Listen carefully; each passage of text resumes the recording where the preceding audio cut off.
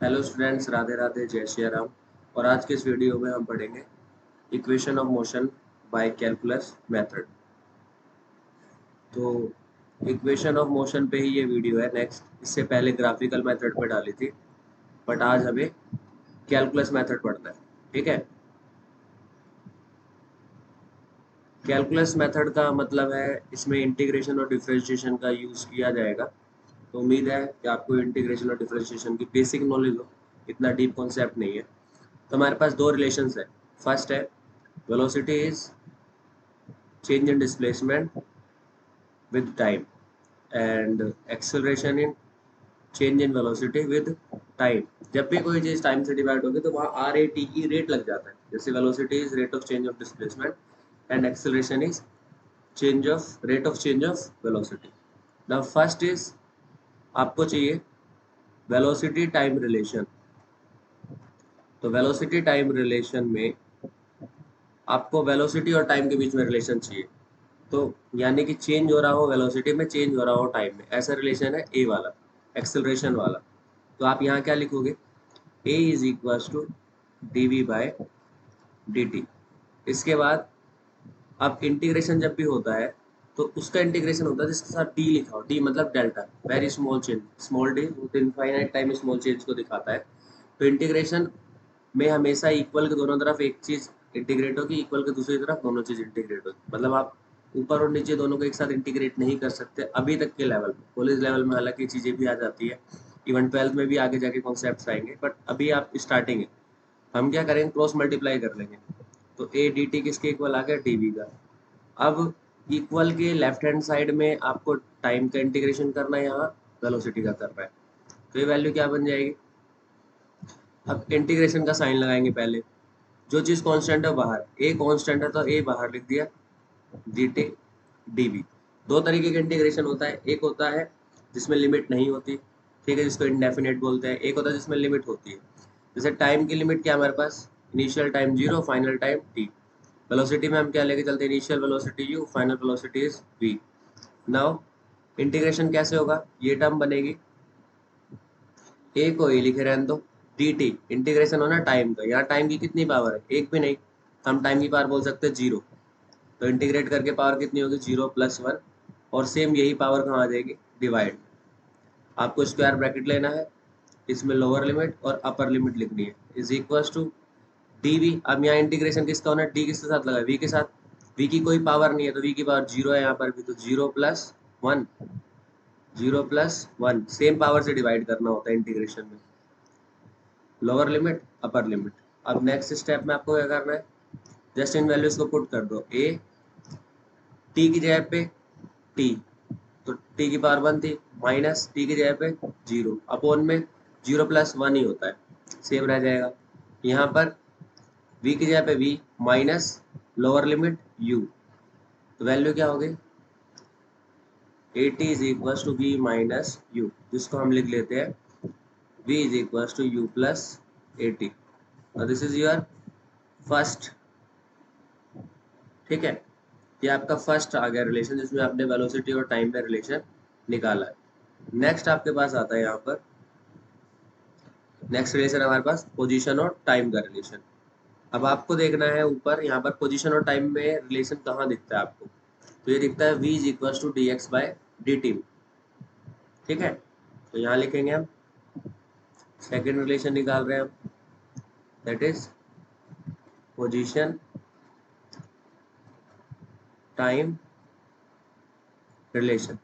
ना position time relation में हमारे पास कौन से वाला रिलेशन यूज करेंगे, हम यूज करेंगे v वाला, v is equal to D X by D T.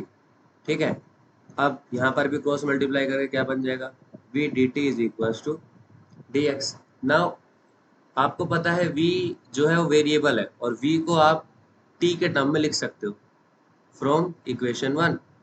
तो यहाँ पर पुट कर दो, v की वैल्यू क्या आ जाएगी, u plus A T D T is equal to D X. Now integrate करना है, इंटीग्रेट कर दो भाई, टाइम जीरो से लेके टी तक, D x, initial displacement x not, final displacement is x.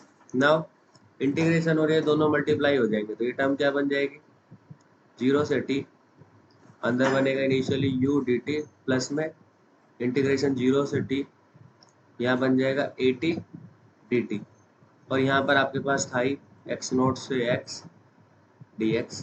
ठीक है, ना इसके बाद आप क्या लिख सकते हो, u का u छोड़ दो, u कांस्टेंट है, dt का इंटीग्रेशन अभी पढ़ा था हमने, इसकी फिर से कोई पावर नहीं है, ओनली t होगा 0 से लेके t, प्लस यहाँ पर a कांस्टेंट है, बाहर लिख सकते हैं उसे हम। अब t इंटीग्रेशन होना t का, और एक पावर पहले से प्रेजेंट है, तो पावर कितनी हो गई 1 + 1 यानी कि 2, और वही पावर डिवाइड में 0 से लेके t is equal to dx का इंटीग्रेशन करोगे तो ओनली x मिलेगा क्योंकि कोई पावर नहीं थी, नाउ x नोट से लेके x तक। अब ये वैल्यू क्या बन गया हमारे पास, इसको लिख सकते हैं हम यहाँ पर u का u upper limit minus lower limit plus में 1/2, ये जो 2 डिवाइड में था इसे बाहर लिख लिया, a upper limit minus lower limit, जहां वैल्यू रखी है वहां पुट करनी है, यहाँ t की जगह upper limit then lower limit is equal to x की जगह x माइनस x नोट। ना ये वैल्यू क्या बन गई ut plus half at square, x minus x note क्या हो गया, जो भी उसने डिस्प्लेसमेंट या डिस्टेंस कवर किया है। ये वैल्यू किसके लिए आ गई, आपके सेकंड रिलेशन के लिए। नाउ आपके पास आता है थर्ड रिलेशन। थर्ड रिलेशन क्या है, इसको हम बोलते हैं पोजीशन वेलोसिटी रिलेशन। थर्ड आपके पास है पोजीशन वेलोसिटी रिलेशन। ठीक है, अब हमारे पास दो रिलेशन थे, एक था हमारे पास क्या v is equal to D X by D T, और एक था हमारे पास a is equal to D we by D T. अब आपको रिलेशन चाहिए पोजीशन और वेलोसिटी में, अब ऐसे डायरेक्टली तो आपके पास है नहीं, तो हम क्या करेंगे कि हम इनमें से कोई एक रिलेशन चूज करके दूसरे वाले को इसके अंदर इंड्यूस कराने की कोशिश करेंगे। तो ए वाले के थ्रू हम यहाँ पर dv और dt में चेंज है, तो हमें dt गैप करना है, तो हम क्या करते हैं यहाँ पर dx से मल्टीप्लाई करते हैं, dx से डिवाइड करते हैं। इसका फायदा क्या हुआ हमारे को कि देखो हमें चाहिए पोजीशन और वेलोसिटी, यानी चेंज इन वेलोसिटी और चेंज इन पोजीशन दोनों मिल गए।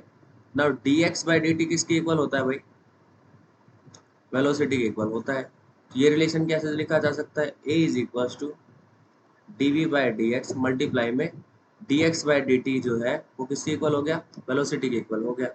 जिसको नहीं समझ में है उसके लिए यहाँ लिख देता हूँ मैं dv बाई dx इंटू में dx बाई dt, और dx बाई dt किसके इक्वल है, वेलोसिटी के इक्वल है। तो a dv बाई dx किसके इक्वल हो गया, a is equal to dv by dx into में v। तो ये रिलेशन बन गया a क्रॉस मल्टीप्लाई कर लो v dv, इंटीग्रेशन करो x नोट से x तक, और v का इनिशियल वेलोसिटी फाइनल वेलोसिटी। अब इसको आप आगे क्या लिख सकते हो, a dx का इंटीग्रेशन x नोट से लेके x is equal to v के लिए v square by 2 lower limit upper limit. ठीक है, अगेन आप वैल्यू रख दो इसके अंदर, क्या वैल्यू बन जाएगी, a x minus x naught is equal to 1/2 v square minus u square, और x माइनस x नोट किसके इक्वल होता है, s के।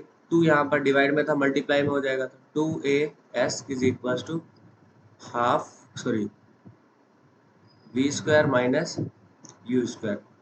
This is your third relation, जिसको आप क्या नाम देते हो, पोजीशन वेलोसिटी रिलेशन। यहाँ पर पोजीशन है और ये वेलोसिटी है।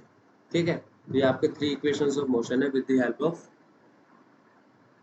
Calculus method. ठीक है, मिलते हैं नेक्स्ट वीडियो में। जय श्री राम, राधे राधे।